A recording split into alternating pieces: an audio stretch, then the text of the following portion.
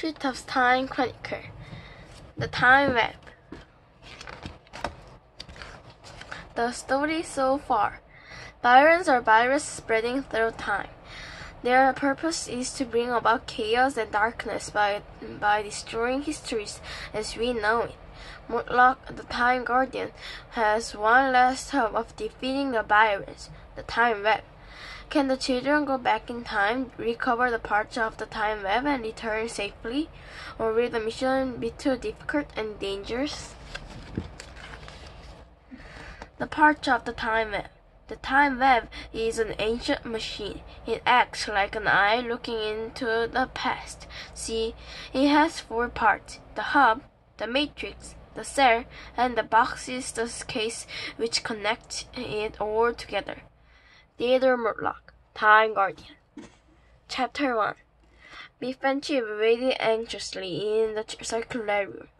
Chip kept looking at the doors through which the others had vanished only a moment earlier. Biff stared at the hourglass. She watched the last few specks of light flowing down. Would everyone return safely? She held her breath.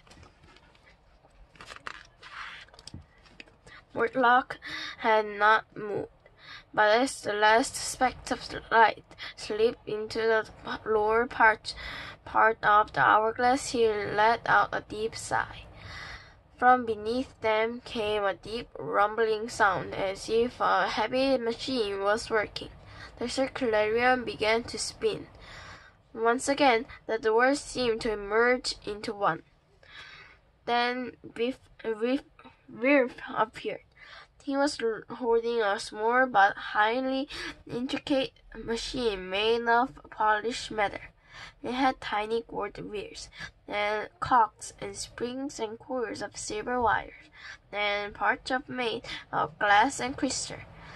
In the very center of the large sapphire of the deepest blue. Wirth smiled broadly. "I've got the hub," he said excitedly. "The Time Web's hard drive." Next to appear was Nina. She was holding a metal tray. It was like a keyboard with strange and beautiful symbols. Nina held it carefully as if afraid to drop it. "The Matrix," she said. "I had a scary time bringing it back." The circularium spun again. Vilma and Nadine were flung out of it. "Byrons are after us," panted Nadine. "We just got away in time." Vilma had a large lump of dark matter. It was the cell. The rumbling under the floor stopped. The 3 open doors around the edge of the room closed gently. The circularium has shut down. All was so quiet, the children could almost hear the dust settling. Then Biff broke the silence. Her voice rose in panic. "Where's Kipper?" she shouted. "Why hasn't he come back?" Chapter 2. Nadim looked startled. He spun round, expecting Kipper to be behind him. "Things got tricky," he said. "We're running away from the Byron." "Kipper ran back," gasped Irma. He ran back to help that boy called Tyler. "I'm sorry. We should have stopped him." Chip turned to Murloc. "We must have rescued Kipper," he said urgently. "How do we go back to find him?" Murloc frowned. "The circularium has stopped. We'll try using the Time Web." He laid the box on the floor and opened the lid. Then he took a hub from Wirth. It slid perfectly into place. He put the matrix some distance from it. "Now, Vilma," he said, "put the cell in the lid of the box. He will power the Time Web up. The sapphire will glow. Then a web of light will form above it." Vilma did as Murloc asked, but nothing happened. Murloc tapped some symbols on the matrix, but still the jewel did not glow. "It's not working," said Nadim. Chapter 3. Why isn't it working? Shouted Biff. Keeper's in danger. What if he can't get back? What if the Byrons have got him? At that moment, one of the doors in the aquarium began to open. Is it Keeper? Asked Nina, but it wasn't Keeper. It was Floppy. He had found his way down from the library. When Floppy saw children, he rushed towards them. Floppy! Shouted Biff. And in his excitement, Floppy crashed into the hourglass, toppling it over. Then he leaped up at Chip and with his tail waggling. Murloc dived towards the hourglass and grabbed it, just before it hit the floor. As it fell, a few specks of light flowed upward.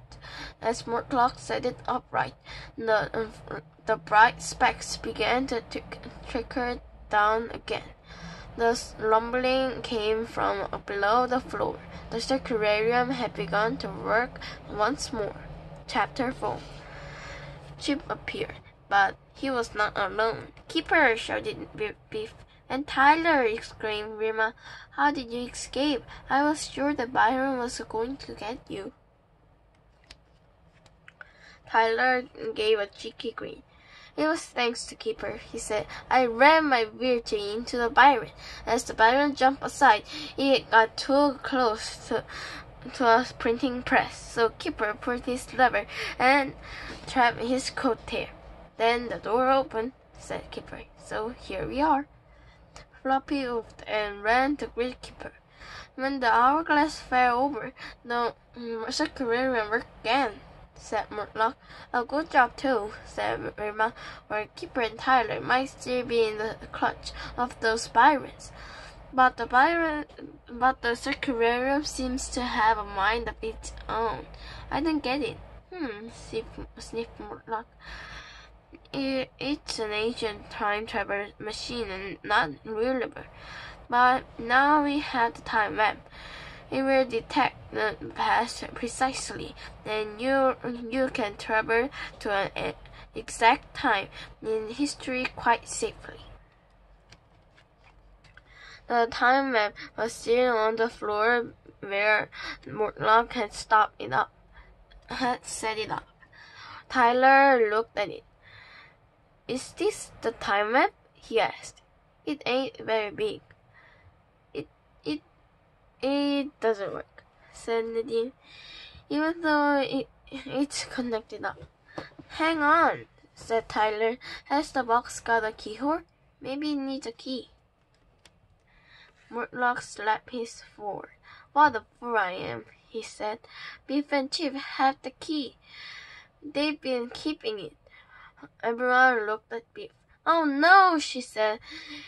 It's in my sock drawer back at home. We could go home and get it, said Keeper.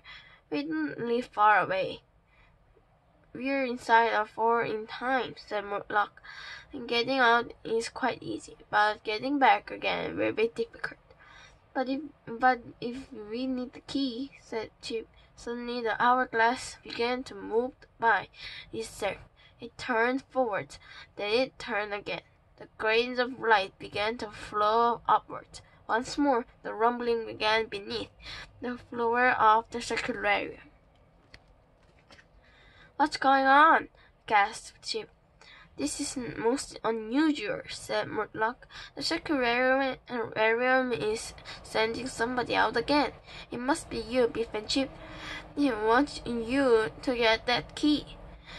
But why is it the hourglass working upside down? Asked Chip. Biff, you will be sent forward in time, into the future. So you must not be seen, not be anyone. Remember, do not be seen. The aquarium began to spin. Then all went quiet. This time, Biff and Chip had vanished. Chapter 5. Biff and Chip were standing in their own back garden. It was dark, but every light in the house was blazing. The back door opened. Dad came out and went to the bottom of the garden. Biff and Chip ducked in behind the shed. Dad had a party hat on and he was carrying a large firework. "Only 3 minutes to go," called Dad, going back inside. "I bet it's New Year's Eve," said Chip. "Dad will let the firework off just after midnight, so he must get the key before he comes back." Suddenly, Mom came to the window. Biff and Chip gasped. Through the window, they saw themselves. Kipper was there, and so were Rip and Vilma and their mom and dad. They were wearing a party hats. Weird, gasped Chip. "It's like being a film with us in it.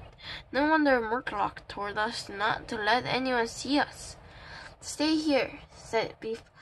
"I'll get the key. Now is the best time." She ran across the lawn and crept into the house. Chip closed his eyes. He heard voices calling, "Happy New Year!" "Hurry up, Biff," he whispered. "What's taking you so long?" Chip waited, but Biff didn't appear. Dad came down the garden again. Chip crouched behind the shed. Dad lit the firework and ran back into the house. Whoosh! The firework lit up the sky. In seconds, it was all over.